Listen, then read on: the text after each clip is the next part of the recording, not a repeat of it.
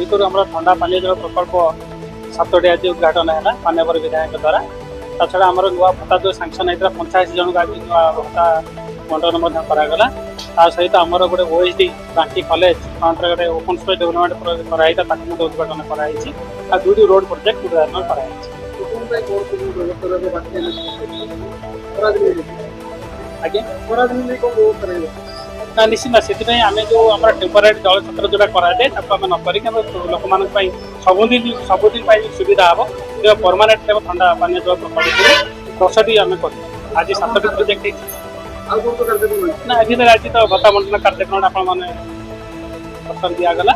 ଆଉ ତା ଛଡ଼ା ଆମର ଷ୍ଟ୍ରିଟ୍ ଭେଣ୍ଡର ମାନଙ୍କର 3ଟି ଯେଉଁ ଫାଷ୍ଟ ରେଞ୍ଜ ଯେଉଁଟା ଆମର ଆଜି ବାଙ୍କି ଏନ୍ଏସି ପକ୍ଷରୁ ବାଙ୍କି ସହରବାସୀଙ୍କ ପାଇଁ ଯେଉଁ ଆମର ପ୍ରତିଶ୍ରୁତି ଥିଲା ଅସ୍ଥାୟୀ ଜଳ ସେବା କେନ୍ଦ୍ର ବଦଳରେ ଜଳଛତ୍ର କେନ୍ଦ୍ରରେ ଆମେ ସ୍ଥାୟୀ ଜଳଛତ୍ର କେନ୍ଦ୍ର କରିବୁ 365 ଦିନ 24/7।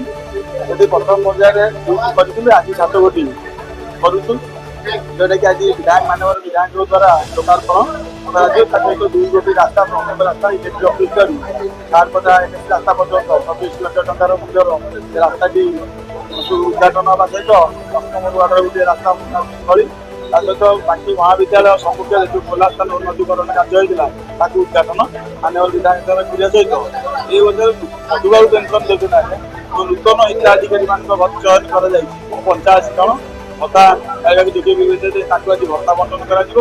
ଏବଂ ପ୍ରଧାନମନ୍ତ୍ରୀଙ୍କର ସ୍ୱନିଧିତ ସମୃଦ୍ଧି ଯୋଜନାରେ ଯେଉଁ ଆଜି ଆମର ବାଙ୍କି ଏନ୍ଏସିର 17 ଗୋଟି ୱାର୍ଡରେ 7 ଗୋଟି ପାନୀୟ ଜଳର ଶୁଭ ଉଦ୍ଘାଟନ ହେଇଯାଇଛି ଏବଂ ଏହି ଉଦ୍ଘାଟନକୁ ଆମର ମାନ୍ୟବର ବିଧାୟକ ଦେବୀରଞ୍ଜନ ତ୍ରିପାଠୀ ଦ୍ୱାରା କରାଯାଇଛି। ଆଜି ଆମର ବାଙ୍କି ଏନ୍ଏସିରେ ମଧୁବାବୁ ପେନ୍ସନ୍ ଯୋଜନାରେ 85 ଜଣଙ୍କୁ ପେନ୍ସନ୍ ପ୍ରଦାନ କରାଯାଇଛି ଏବଂ ଶିକ୍ଷା ଦୋକାନୀମାନଙ୍କୁ ସ୍ୱନିଧି ସେ ସମୃଦ୍ଧି ଯୋଜନାରେ 2 ଜଣଙ୍କୁ ଋଣ ପ୍ରଦାନ କରାଯାଇଛି।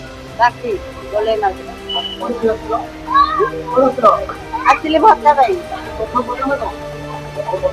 ହଁ ଭତ୍ତା ପ୍ରଥମ ପାଇଲି। ହଁ ବହୁତ ସୁନୀଲ କୁମାର ମହାନ୍ତି 12 ନମ୍ବର ୱାର୍ଡ ବାଙ୍କି ଏନ୍ଏସିରେ ଆଜି ମୁଁ ଶିକ୍ଷା ଦୋକାନୀ ହିସାବରେ ଆମକୁ ଦେଇଥିବାରୁ ମାନ୍ୟବର ବିଧାୟକଙ୍କୁ ବହୁତ ଅଶେଷ ଧନ୍ୟବାଦ। ତେଣୁକରି ଆମେ ଆଜି 50,000 ରୋଡ୍ ସାଂସନ୍ ହେଇଛି, ସେଥିପାଇଁ ଆମେ ବହୁତ ଖୁସି। ଆଉ ବ୍ୟବସାୟୀ ବଢ଼ିବାକୁ ଆମେ